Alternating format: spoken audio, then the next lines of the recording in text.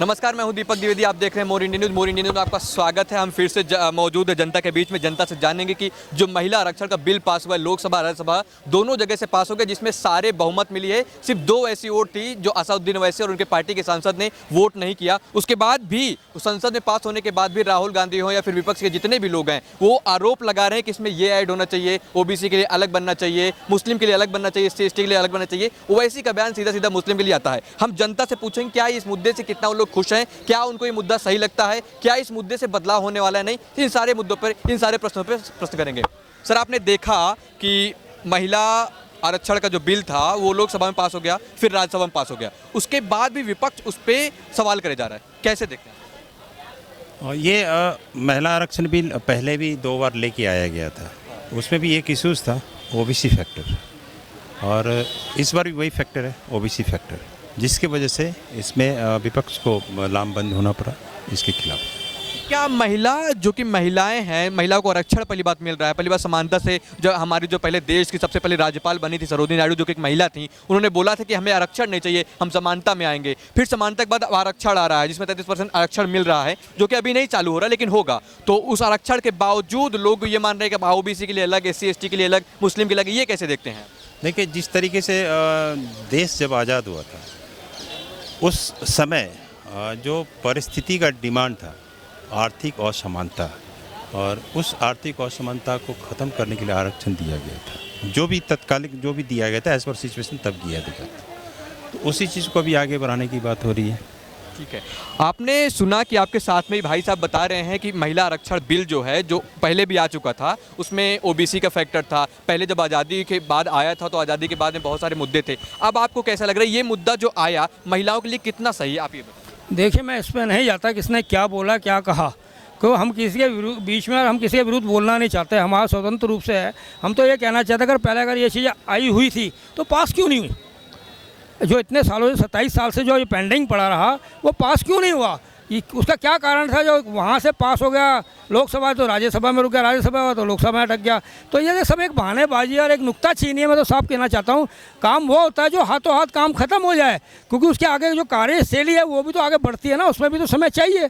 तो जो ऐसे आपने बोला कि जो भी कार्य हो जो हाथों हाथ खत्म हो जाए, तो विपक्ष का मानना ये है कि ये जो काम हुआ है ना, ये तुरंत हो। अभी इसमें होने के लिए नियम बनाया गया है, पहले जनगणना होगी, फिर परिसीमन होगा, परिसीमन के बाद लागू होगा। तो इतना टाइम फिर क्यों लग रहा है? ये हाथों हाथ क्यों नहीं लागू कर दे रहे हैं? हाँ, तो मैं इसलिए आपको ये बताना चाहता हूँ कि कानूनी प्रक्रिया भी इसमें होती है। आपने देखा होगा ये एक रिकॉर्ड बना है मोदी के राज में, प्रधानमंत्री के राज में, जहाँ पर लोकसभा से सिर्फ एक ओबीसी ने वोटें नहीं डाली है। मुस्लिम पक्ष में जो महिला को ये कहता फिरता था कि मैं मुस्लिम महिला को प्रधानमंत्री बनाऊंगा, और उसने खुद वोटिंग नहीं करी है, उसके साथी ने वोटिंग नहीं करी है। पूछिए ये सवाल उससे, क्यों भाई, क्यों ऐसा चाहता तो महिलाओं का, अगर देखिए पहले तो हम महिलाओं का सम्मान करते हैं, आदर करते हैं, और ये कानून पास हुआ है इसके लिए बहुत बहुत बधाई देना चाहते हैं पूरे देश की महिलाओं को।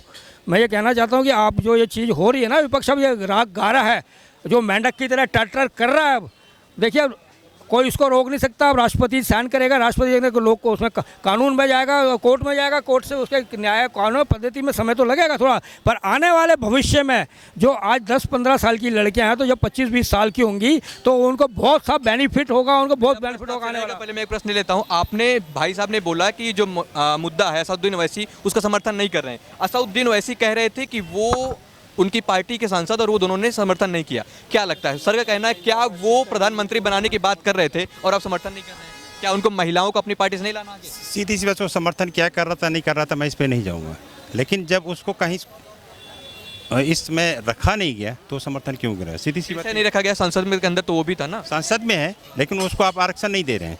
तो ऐसे भी जिस जनता का प्रतिनिधि कर रहा है, वह प्रतिनिधित्व कर रहा है, वहाँ भी तो मैसेज जाना चाहिए। अगर वो समर्थन करता तो जनता क्या करती, उसको वोट नहीं देता। सब ये सारी चीज़ें सिर्फ और सिर्फ वोट बैंक के लिए होता है। और भाई साहब जैसे कह रहे हैं, इनका भी सम्मान करता हूँ, ये कह रहे हैं कि पहले क्यों नहीं लागू हुआ, तो वहाँ बहुत सारे फैक्टर थे, जो फैक्टर अभी भी है। और आप क्या सोचते हैं, अभी लोकसभा से पास हो गया, राज्यसभा से पास हो गया, अभी राष्ट्रपति के पास भेजा गया है, और अभी फ़िलहाल उसमें 10 साल और लगेंगे, क्योंकि उसमें डिलिमिटेशन है, सेंसेक्स है, ये सारी प्रक्रिया करते करते करते करते करते 10 साल लगेंगे।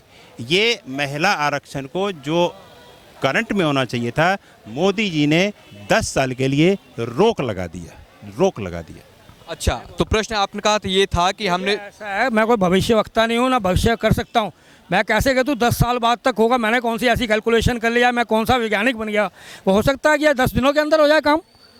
भाई तो सरकार के जो 10 दिनों के अंदर जनसंख्या ने मैं एग्जांपल दे रहा हूँ आपको, एग्जांपल दे रहा हूँ मैं ये कह रहा हूँ कि देखिए काम होने में, अगर सरकारी मशीनरी को चालू करने में सारा काम फटाफट और जल्दी भी हो सकता है अगर सख्ती से काम लिया जाए। पर मैं ये कहना चाहता हूँ ये जो बारीकी से जो काम होना महिलाओं के लिए, आने वाले जो समय के लिए, जो युवाओं के लिए, महिलाओं के लिए जो ये चल रहा है, ये बिल बना है, आपको बताता हूँ बहुत ज़्यादा फ़ायदा होगा। अब देखिए, आप खुद बताइए, जो आज पीछे विपक्ष के लोग ये कहते हैं, पहले बताइए उन्होंने आर्मी के अंदर क्यों नहीं मिलिट्री को, जो लड़कियां थी जो आर्मी के अंदर गई, आजकल तो जेट वायुयान चलाती हैं, पहले क्यों नहीं उनको प्रशिक्षण दिया, क्यों नहीं उनको आगे बढ़ाया गया।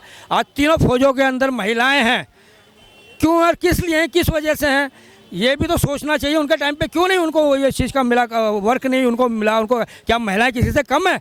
मैं तो नहीं मानता महिला किसी से कम है, पर कुछ लोगों ने रखा हुआ है कि ये चीज़ डिले होगा, कोई ये कुछ इतने सालों बाद होगा। अरे ये मत सोचो, जो हुआ है वो अच्छा हुआ और देश के लिए अच्छा हो रहा है, हमें ये सोचना चाहिए। ठीक